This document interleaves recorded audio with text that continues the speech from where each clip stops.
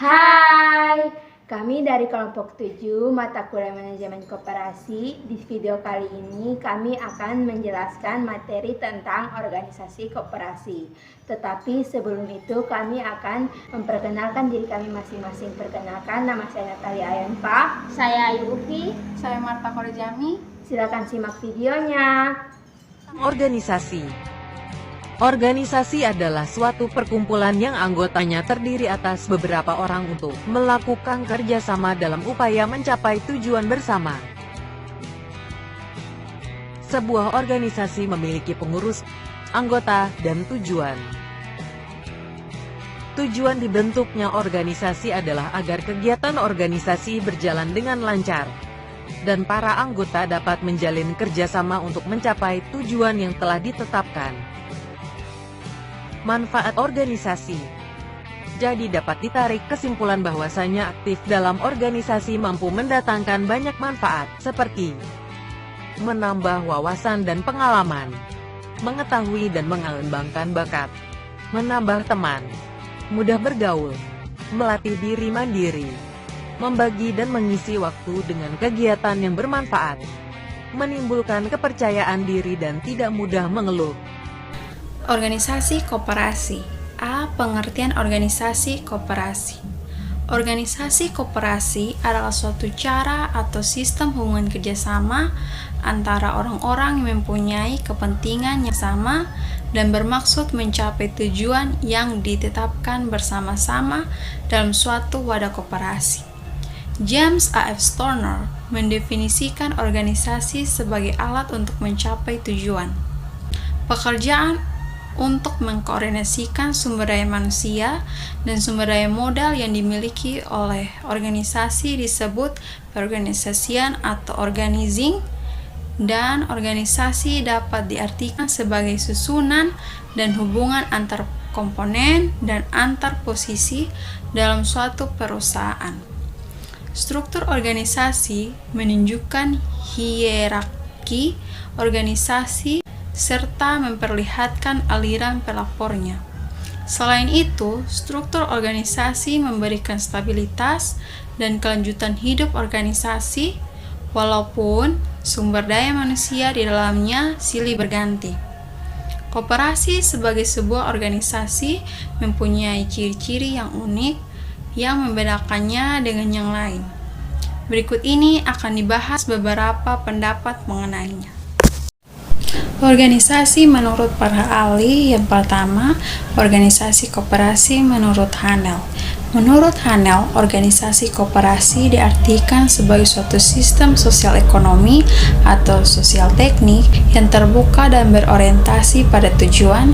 Dengan demikian, suatu organisasi koperasi dapat ditinjau dari beberapa kriteria, yaitu substansi, sistem sosial, hubungan terhadap lingkungan, suatu sistem yang terbuka, cara kerja, suatu sistem yang berorientasi pada pemanfaatan sumber daya, tujuan, suatu sistem ekonomi.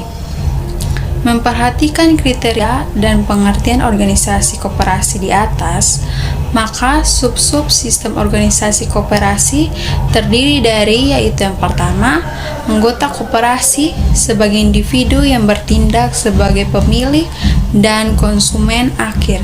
Yang kedua, anggota koperasi sebagai pengusaha perorangan maupun kelompok yang memanfaatkan koperasi sebagai pemasok atau supplier. Yang ketiga, koperasi sebagai badan usaha yang melayani anggota koperasi dan masyarakat. Yang berikut organisasi koperasi menurut Ropke.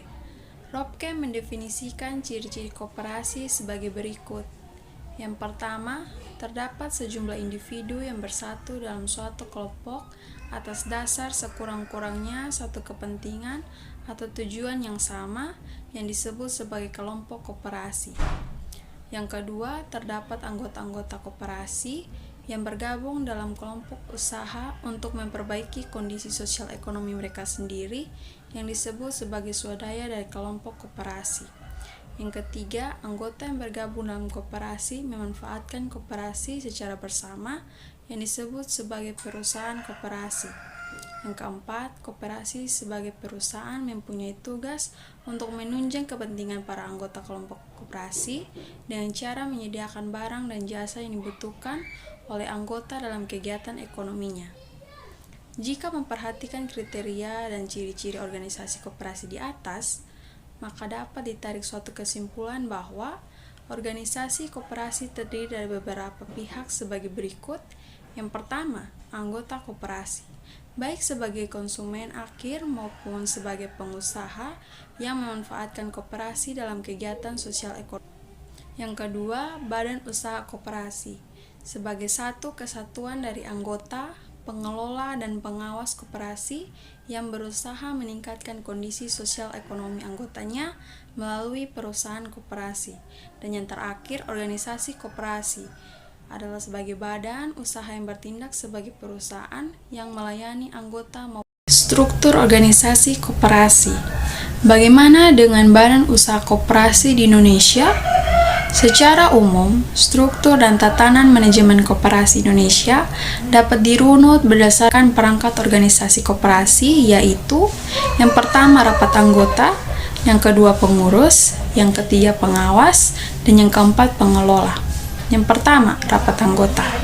Rapat anggota merupakan suatu wadah dari para anggota koperasi yang diorganisasikan oleh pengurus koperasi untuk membicarakan kepentingan organisasi maupun usaha koperasi dalam rangka mengambil suatu keputusan dengan suara terbanyak dari para anggota yang hadir. Pelaksanaan rapat anggota ini biasanya diatur dalam anggaran dasar koperasi, baik mengenai waktu pelaksanaannya maupun menyangkut jumlah anggota minimal yang hadir.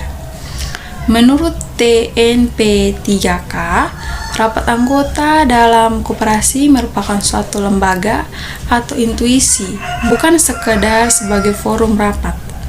Rapat anggota adalah salah satu perangkat organisasi koperasi dan karenanya merupakan suatu lembaga struktural organisasi koperasi. Segala keputusan yang dikeluarkan rapat anggota sebagai lembaga struktural organisasi koperasi mempunyai kekuatan hukum karena merupakan hasil dari suara terbanyak pemilik koperasi. Di samping itu, setiap anggota koperasi mempunyai hak suara yang sama sesuai dengan prinsip koperasi yang menyatakan bahwa koperasi adalah merupakan kumpulan orang dan bukan kumpulan modal. Karena itu, keanggotaan suatu koperasi ditandai dengan dibayarnya simpanan pokok dan simpanan tersebut sama jumlahnya bagi setiap anggota.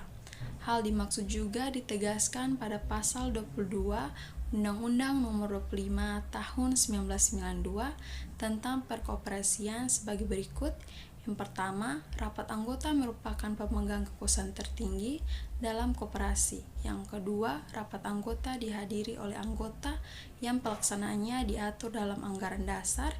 Yang ketiga, rapat anggota juga diartikan sebagai intuisi karena telah mengembangkan dalam organisasi koperasi dan pelaksanaannya diatur dalam anggaran dasar koperasi. Sebagai salah satu lembaga, rapat anggota memiliki fungsi, wewenang, aturan main, dan tata tertib yang ketentuannya bersifat mengikat semua pihak yang terkait. Rapat anggota sebagai pemegang kekuasaan tertinggi dalam koperasi mempunyai kedudukan yang sangat menentukan, berwibawa, dan menjadi sumber dari segala keputusan atau tindakan yang dilaksanakan oleh perangkat organisasi koperasi dan para pengelola usaha koperasi. Segala sesuatu yang telah diputuskan oleh rapat anggota harus ditaati dan sifatnya mengikat bagi semua anggota, pengurus, pengawas, dan pengelola koperasi. Oleh karena itu, kedudukan dan kekuatan hukum rapat anggota menjamin segala perbuatan dan akibat hukum yang dilakukan oleh para pengelola sebagai pemegang mandat dari anggota dalam hubungannya dengan anggota dan pihak lain maupun badan usaha lain. Fungsi dan wewenang yang dimiliki rapat anggota sangat menentukan sehingga menetapkannya pada kedudukan semacam lembaga legislatif pada koperasi. Hal ini ditegaskan dalam pasal 23 Undang-Undang Nomor 5 Tahun 1992 yang menyebutkan bahwa rapat anggota menetapkan anggaran dasar, kebijaksanaan umum di bidang organisasi, manajemen, dan usaha koperasi, pemilihan, pengangkatan, pemberhentian, pengurus dan pengawas, rencana kerja, rencana anggaran, pendapatan dan belanja koperasi, serta pengesahan laporan keuangan, pengesahan pertanggungjawaban pengurus dalam pelaksanaan tugasnya, pembagian sisa hasil usaha, penggabungan, pelemburan, pendirian, dan pembubaran koperasi. Rapat anggota harus difungsikan secara efektif untuk membahas segala pertanggungjawaban pengurus dan rencana kerja yang diajukan. Dengan demikian, anggapan bahwa rapat anggota lebih bersifat seremonial dapat dihilangkan. Yang kedua adalah pengurus. Pengurus adalah perwakilan anggota koperasi yang dipilih melalui rapat anggota yang bertugas mengelola organisasi dan usaha. Pengurus merupakan bagian eksekutif dari koperasi. Pengurus yang telah menerima pelimpahan wewenang dari anggota itu mewakili anggota-anggota dalam pengelolaan koperasi tersebut. Oleh karena itu, pengurus harus mampu menjabarkan kebijakan dan keputusan yang telah diambil dalam rapat anggota secara lebih terinci disertai dengan rencana atau langkah-langkah operasionalnya. Idealnya, pengurus koperasi sebagai perwakilan anggota diharapkan mempunyai kemampuan manajerial, teknis dan berjiwa wira koperasi, sehingga pengelolaan koperasi mencerminkan suatu ciri yang dilandasi dengan prinsip-prinsip koperasi. Kedudukan pengurus sebagai penerima mandat dari pemilik koperasi dan mempunyai fungsi dan wewenang sebagai pelaksana keputusan rapat anggota sangat strategis dan menentukan maju mundurnya koperasi. Posisi yang menentukan tersebut merupakan menjatuhkan tugas dan wewenang pengurus yang ditetapkan dalam undang-undang, anggaran dasar atau anggaran rumah tangga yang peraturan lainnya yang berlaku dan diputuskan oleh rapat anggota. Pasal 23 ayat 2 Undang-Undang Koperasi Nomor 5 Tahun 1992 menyebutkan bahwa pengurus merupakan pemegang kuasaan rapat anggota. Pasal 30 merinci tugas dan wewenang pengurus koperasi. Pengurus bertugas sebagai mengelola koperasi dan usahanya, mengajukan rencana kerja, serta anggaran pendapatan dan belanja koperasi, menyelenggarakan rapat anggota, mengajukan laporan keuangan dan pertanggungjawaban pelaksanaan tugas, menyelenggarakan pembukaan keuangan dan investasi secara tertib, memelihara buku daftar anggota dan pengurus. Pengurus berwenang sebagai mewakili koperasi di dalam luar dan pengadilan, memutuskan penerimaan dan penolakan anggota baru, serta memperhatikan anggota sesuai dengan ketentuan dalam anggaran dasar, melakukan tindakan dan upaya bagi kepentingan dan kemanfaatan koperasi sesuai dengan tanggung jawabnya dan keputusan rapat anggota. Berdasarkan ketentuan tersebut, pengurus mengemban amanat dan keputusan rapat anggota untuk mengelola organisasi dan usaha koperasi. Tugas dan wewenang yang dilakukan pengurus merupakan pelaksanaan kegiatan sebagai lambang eksekutif dan memiliki identitas tersendiri. Teorinya, susunan perangkat organisasi pengurus pada umumnya terdiri dari kedua, sekretaris dan bendahara. Namun, dalam pelaksanaannya, susunan perangkat organisasi pengurus tersebut dapat bervariasi antara satu koperasi dengan koperasi yang lain. Indonesia adalah negara pengguna internet terbanyak ke-6 di dunia, dengan pengguna aktif internet sebanyak 88,1 juta pengguna internet. Selain itu, Indonesia juga pengguna Facebook terbanyak keempat di dunia setelah USA, India, dan Brazil. sehingga tidak heran jika masyarakat banyak mengandalkan internet sebagai sumber informasi. Sayangnya, karena kebebasan di internet, cukup banyak hoaks yang tersebar dengan cepat di sekitar kita. Apa itu hoaks? Hoaks adalah informasi palsu yang dibuat untuk dipercayai secara luas sebagai fakta. Intinya, hoaks adalah kebohongan. Hoaks didesain untuk menyebar dan menjadi viral. Biasanya, hoaks menyebar melalui email, status atau tweet media sosial, artikel di web, dan juga broadcast message pada aplikasi chat. Lalu, bagaimanakah cara kita bisa mengidentifikasi hoaks? Pertama, hoaks biasanya memiliki judul yang heboh dan membuat penasaran. Hoaks juga paling sering ditemukan pada konten dengan muatan agama, politik, tokoh terkenal, dan juga peristiwa yang sedang hangat diperbincangkan. Selain itu, foto atau video yang digunakan biasanya berkualitas rendah atau sudah tidak murni karena telah diedit. Tak lupa juga, kata-kata yang provokatif dan sering mengandung unsur mengemis, like dan share. Oleh karena itu, agar kita tidak tertipu, kita harus siap dengan beberapa cara. Pertama, jangan terlalu mudah percaya pada siapapun.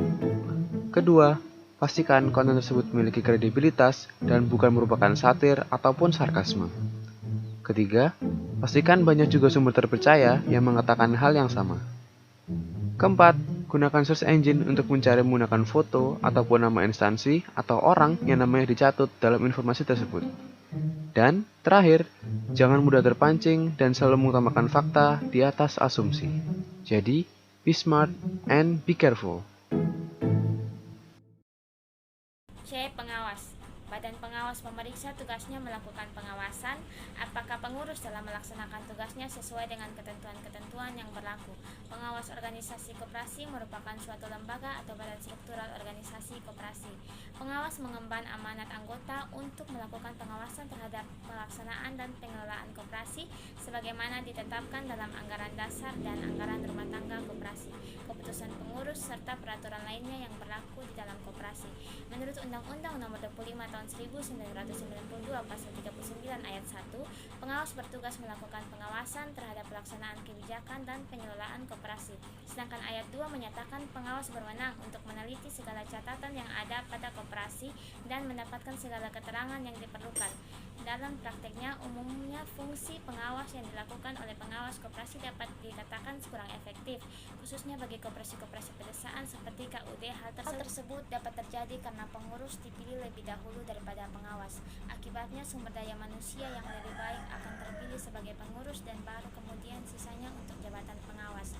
Di samping hal tersebut, biasanya yang terpilih menjadi pengurus koperasi adalah tokoh-tokoh masyarakat desa yang mempunyai pengaruh yang relatif lebih luas, sehingga pada pemilihan yang dilakukan secara demokratis pun, peluang mereka untuk terpilih menjadi lebih besar. Kondisi ini diperburuk dengan kenyataan bahwa status sosial pengurus tadi relatif lebih baik dan kualifikasi pengawas yang kurang memadai membawa dampak negatif terhadap efektivitas pelaksanaan pengawasan. Dalam pelaksanaannya, koperasi sebagai sebuah badan hukum memiliki prinsip-prinsip yang harus dipegang teguh. Koperasi merupakan badan usaha swadaya yang otonom dan independen. Koperasi menyelenggarakan pendidikan dan pelatihan anggota, pengawas, pengurus, dan karyawannya serta memberikan informasi kepada masyarakat tentang jati diri, kegiatan, dan kemanfaatan koperasi.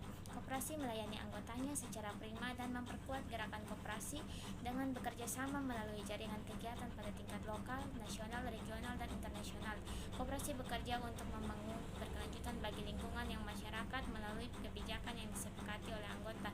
Anggota masyarakat akan mendirikan koperasi wajib memiliki komitmen dan kesepakatan untuk melaksanakan prinsip-prinsip tersebut. D. Pengelola. Pengelola atau manajer koperasi adalah mereka yang diangkat dan diberhentikan oleh pengurus untuk mengembangkan usaha koperasi secara efisien dan profesional. Karena itu, kedudukan pengelola adalah sebagai pegawai atau karyawan yang diberi kuasa dan wewenang oleh pengurus. Dengan demikian, di sini berlaku hubungan perikatan dalam bentuk perjanjian ataupun kontrak kerja. Jumlah pengelola dan ukuran struktur organisasinya sangat tergantung pada besarnya usaha yang dikelola. Tugas dan tanggung jawab pengelola adalah sebagai berikut. Yang pertama, membantu memberikan usulan kepada pengurus dalam menyusun perencanaan. Yang kedua, merumuskan pola pelaksanaan kebijaksanaan pengurus secara efektif dan efisien. Yang ketiga, membantu pengurus dalam menyusun uraian tugas bawahannya. Yang keempat, menentukan standar kualifikasi dalam pemilihan dan promosi pegawai. Berikut adalah penjelasan mengenai anggota organisasi koperasi.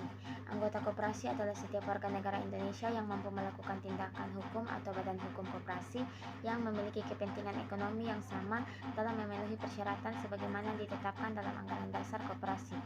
Anggota koperasi adalah pemilik dan sekaligus pengguna jasa koperasi. Ciri-ciri keanggotaan koperasi. Keanggotaan koperasi tidak dapat dipindah tangankan. Keanggotaan koperasi dicatat dalam buku daftar anggota. Keanggotaan koperasi didasarkan pada kesamaan kepentingan ekonomi dalam lingkup koperasi. Koperasi dapat memiliki anggota yang persyaratan, hak, dan kewajiban keanggotaannya ditetapkan dalam anggaran dasar.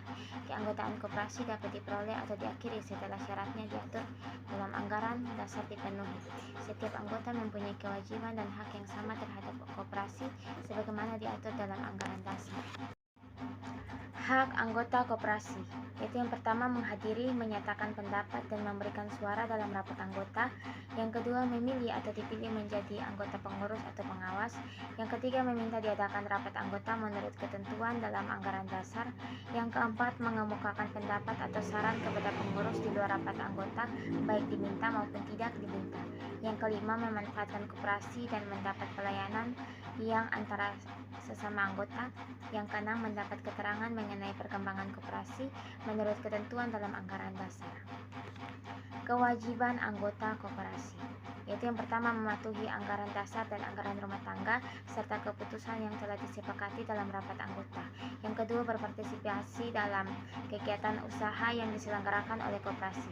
Dan yang ketiga mengembangkan dan memelihara kebersamaan berdasar atas asas kekeluargaan. Penjelasan yang berikut yaitu mengenai tujuan organisasi koperasi. Tujuan organisasi koperasi di Indonesia yang utama adalah untuk mengembangkan kesejahteraan anggota khususnya dan masyarakat pada umumnya. Koperasi Indonesia merupakan perkumpulan orang dan bukan perkumpulan modal sehingga laba atau keuntungan bukanlah tolak ukur utama kesejahteraan anggotanya. Koperasi lebih mengutamakan manfaat yang akan diterima anggota daripada laba. Walaupun demikian, tetap harus diusahakan agar koperasi tidak mengalami kerugian dalam operasionalnya. Tujuan koperasi dapat dicapai dengan karya atau jasa yang disumbangkan oleh para anggota. Selain itu, untuk mewujudkan masyarakat yang adil dan makmur secara material dan spiritual yang berdasarkan Pancasila dan Undang-Undang Dasar tahun 1945. Tujuan organisasi koperasi menurut Undang-Undang Nomor 25 Tahun 1992 dalam sejarah koperasi sebagaimana tercantum dalam pasal 3 yaitu untuk memajukan kesejahteraan anggota pada khususnya serta kesejahteraan masyarakat pada umumnya dan ikut membangun tatanan perekonomian nasional untuk mewujudkan masyarakat yang maju, adil dan makmur berdasarkan Pancasila dan Undang-Undang Dasar 1945. Sementara Bung Hatta yang dikenal sebagai Bapak Koperasi Indonesia menyatakan bahwa tujuan koperasi adalah bukan untuk mencari laba yang sebesar-besarnya, tetapi untuk melayani kebutuhan bersama masyarakat dan menjadi wadah partisipasi dari perilaku ekonomi skala kecil. Kesimpulan berupa garis besar dari beberapa pernyataan tujuan organisasi koperasi yang diuraikan di atas menyatakan bahwa tujuan organisasi secara keseluruhan adalah 1. Mensejahterakan anggota koperasi dan masyarakat pada umumnya. 2. Mewujudkan masyarakat yang maju, adil dan makmur dalam kehidupan. Yang ketiga, memperbaiki tingkat kehidupan para anggota dan masyarakat khususnya dalam bidang perekonomian. 4. Membangun tatanan ekonomi nasional.